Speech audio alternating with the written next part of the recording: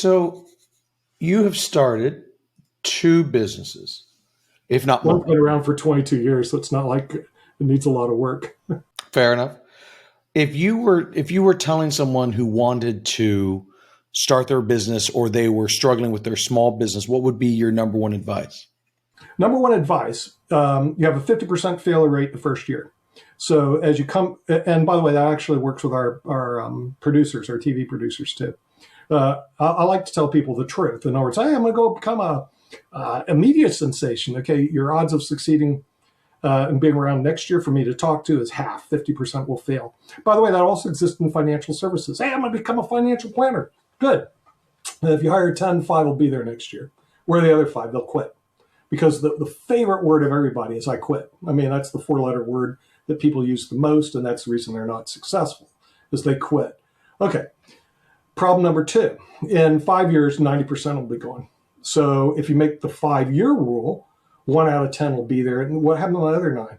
They went to work for somebody else. They got a job at McDonald's. Who the heck knows? But they definitely will not be in the industry. So anybody who says, I'm going to start my own business, they have to realize the numbers are that bad. Now, I started my first business back in 1984. It was a law firm.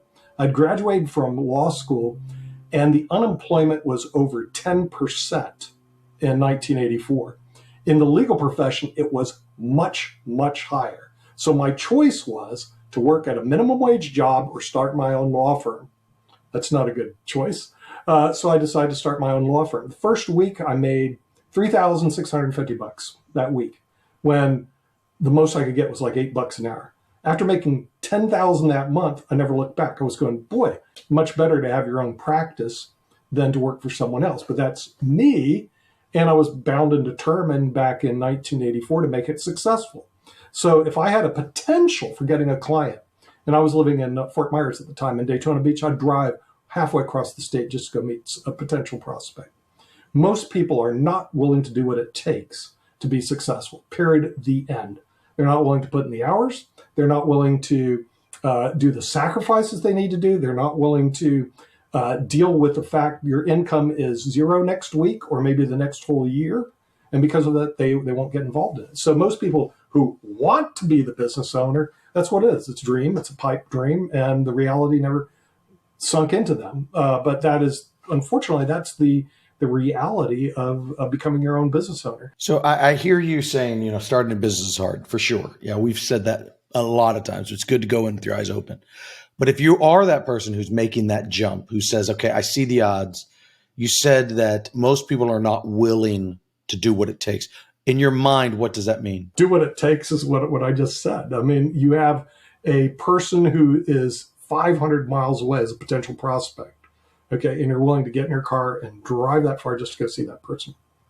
Most people, nope, I work 9 to 5 and I quit at 5. That's your, okay, as a business owner, and all business owners do it, you work not 9 to 5, but 5 to 9 or more. All the business owners, and this is one thing they have in common, they work like dogs. I mean, the hours, there's no 9 to 5, 24/7, basically.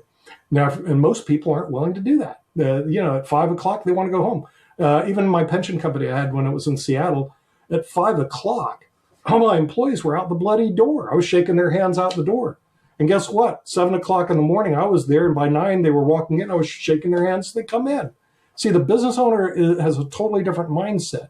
They're going to stay there until everything gets done. So if you're the business owner, is there anything you can do to foster more of that sense of ownership so that they're willing to do what, not necessarily work, 24 hours a day, but work, get it done, get the stuff done. How do you develop more of that mindset in the culture inside of the company to have the employees kind of feel that same drive and passion? Of course, they're not going to have the same drive and passion as the business owner or the people, but the people in charge, but a little bit more of a fire. Kind of dedicate themselves to progressing. There is one way. There's structures that you can do different. Okay, one of the biggest structures we do in the financial services. Remember, we'll have employees at the home office, which you have to monitor all the time.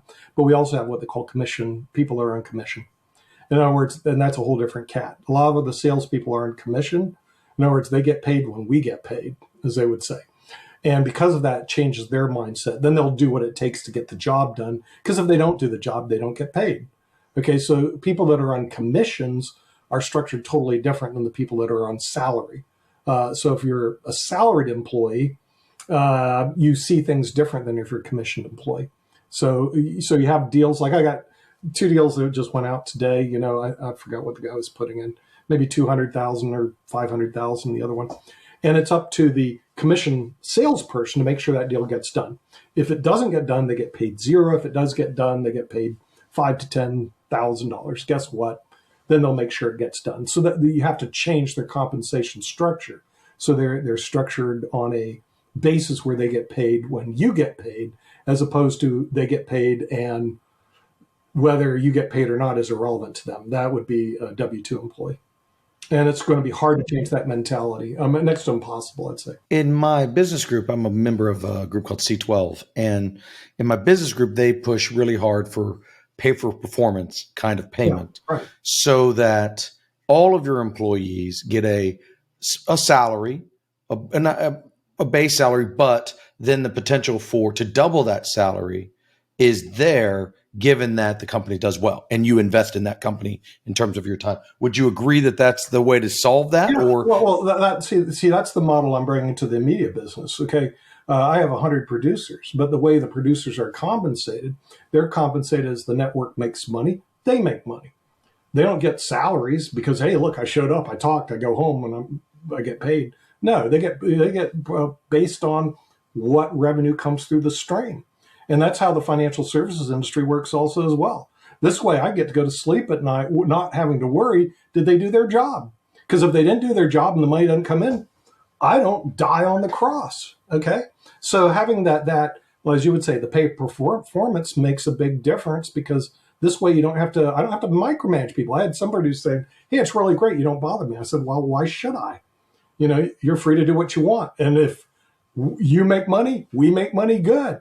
But guess what? If your program tanks and you don't make money because you're not getting advertisers and sponsors, hey, I don't have to sit there and sweat big salaries like Elon Musk does. That's his problem, not mine. Any questions can be sent directly to us through email at hello@thebigpixel.net, or you can reach us on the YouTube page in the comments section or any of our social media channels. And we're on all of them, even TikTok.